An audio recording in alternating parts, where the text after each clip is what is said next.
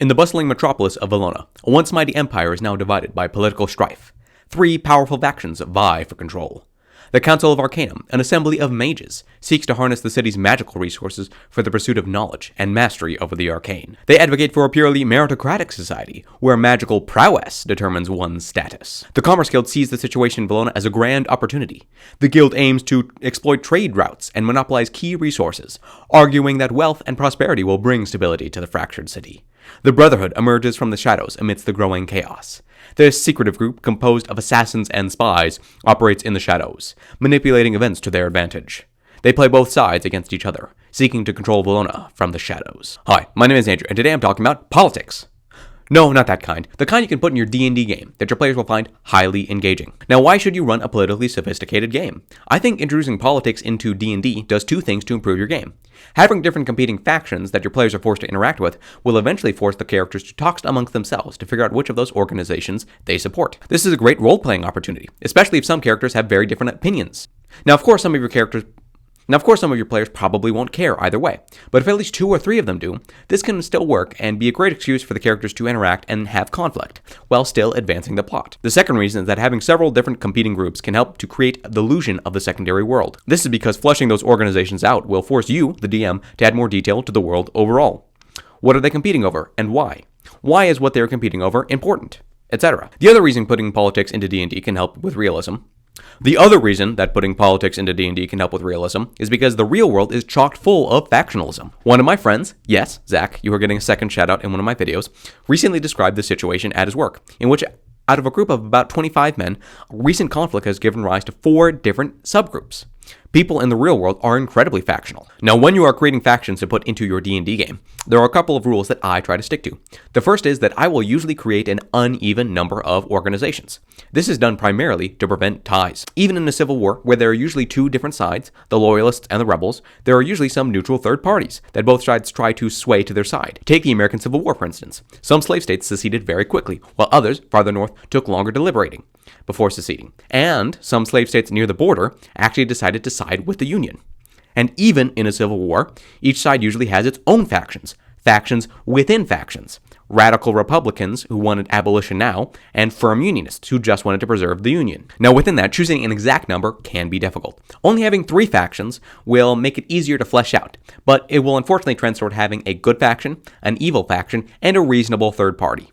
5, meanwhile, means that there's space for genuine ideological nuance, without some of the parties feeling samey. Having 7, meanwhile, can be difficult to do, as some of them are almost certainly going to have similarities, but that isn't necessarily an issue.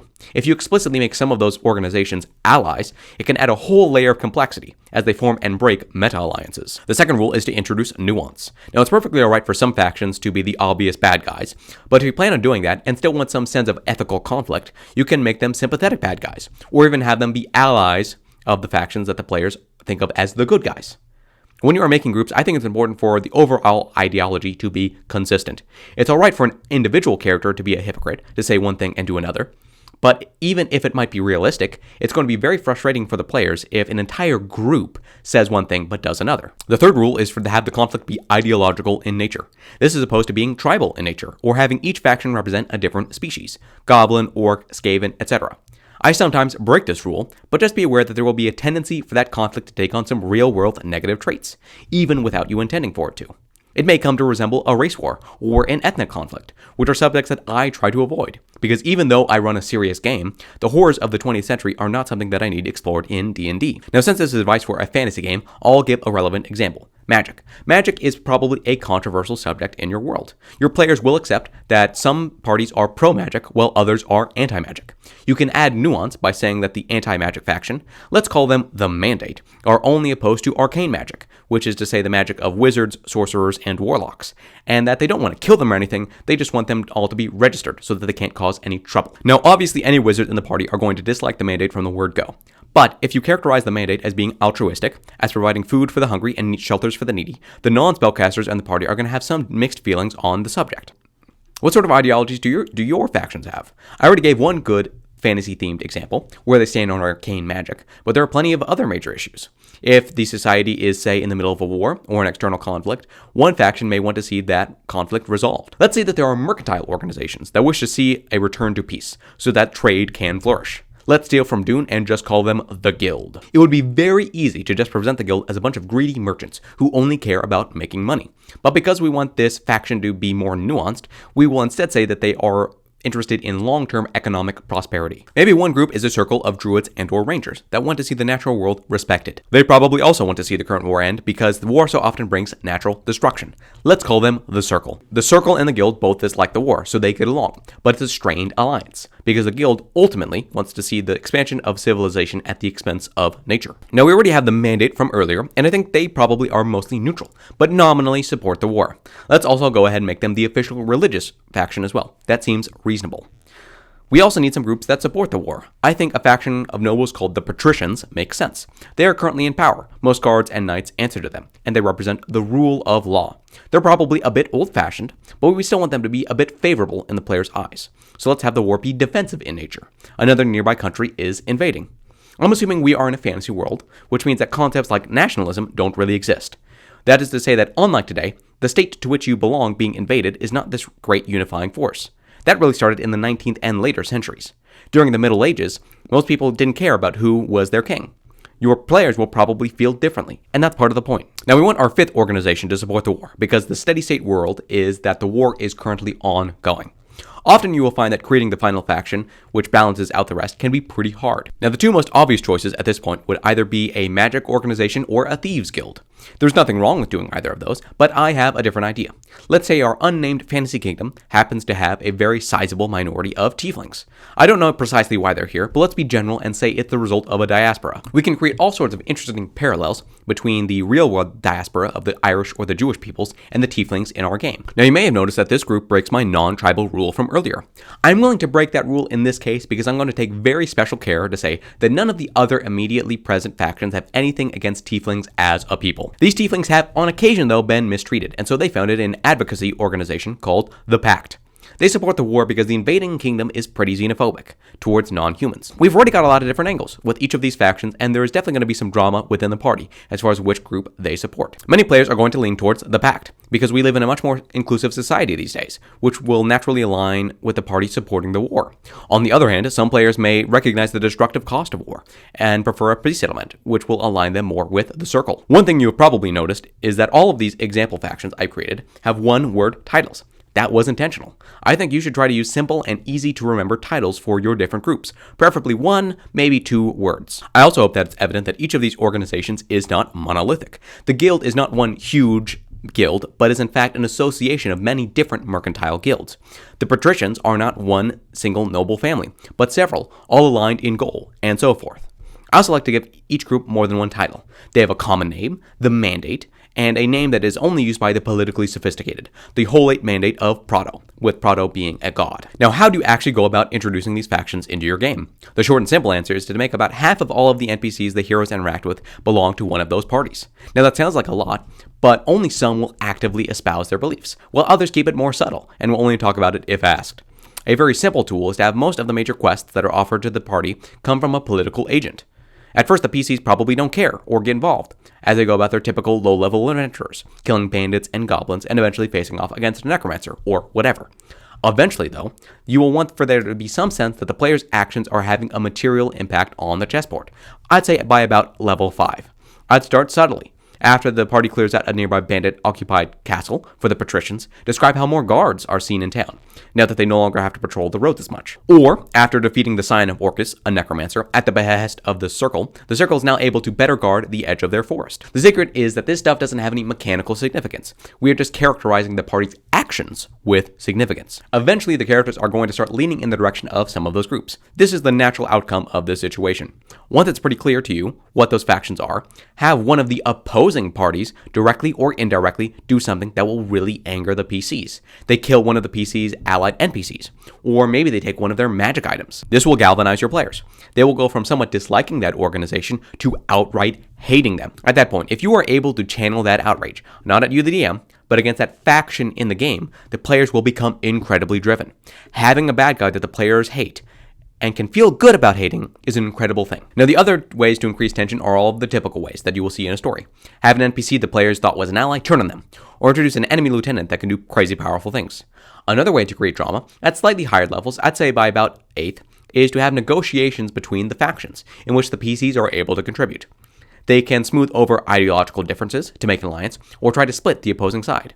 Or maybe they can come to some sort of negotiated settlement. Now, if you are a player, or are new to the idea of complex politics in D&D in general, what I've been describing might sound very intimidating, but I promise you can navigate it. The important thing to keep in mind is who your enemies are, who your allies are, and who is neutral to you.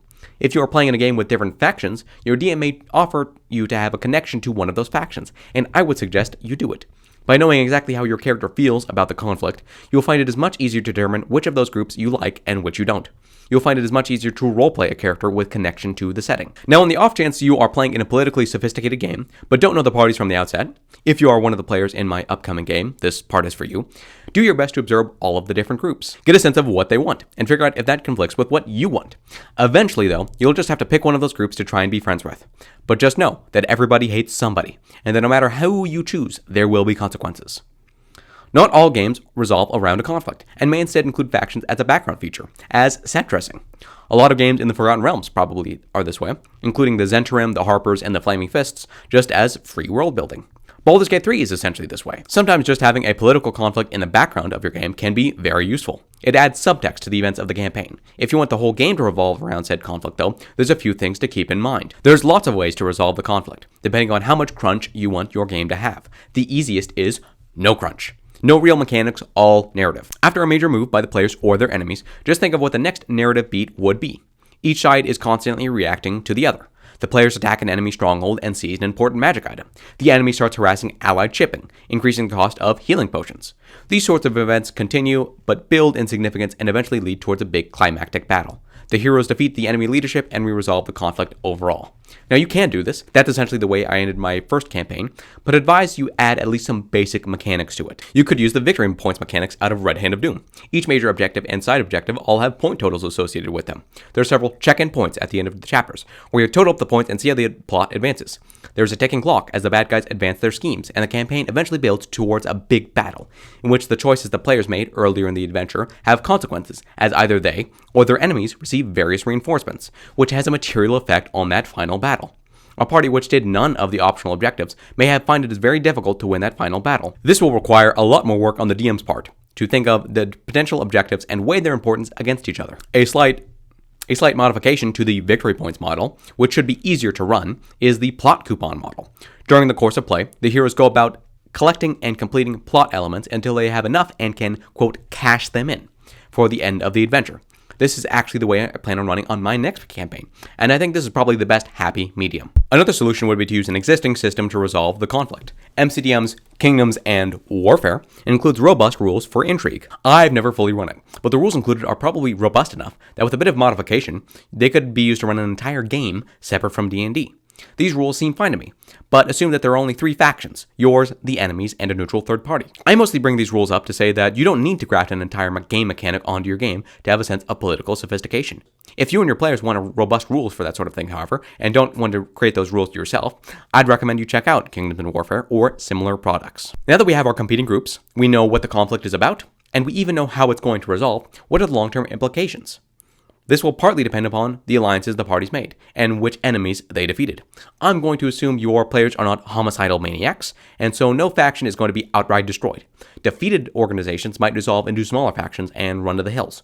They might be forced to change significantly, or might essentially become vassals of another faction. Think about the short-term implications, the immediate changes the victors want achieved. Think about the medium term.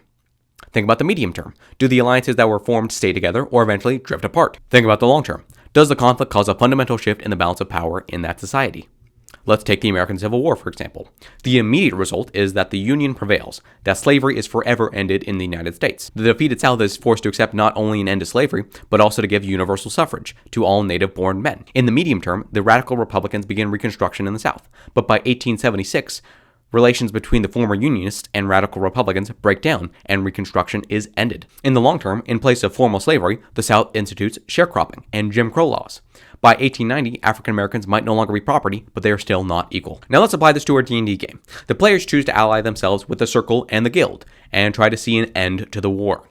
The party manages to sway the Mandate to join the alliance. After a confrontation in the castle, the reigning king abdicates, and his 15-year-old son becomes king. with a regency council led by the Circle, the Guild, and the Mandate. In the short term, the patricians become a rump faction and come to a peace agreement in which the foreign invaders annex some small border towns from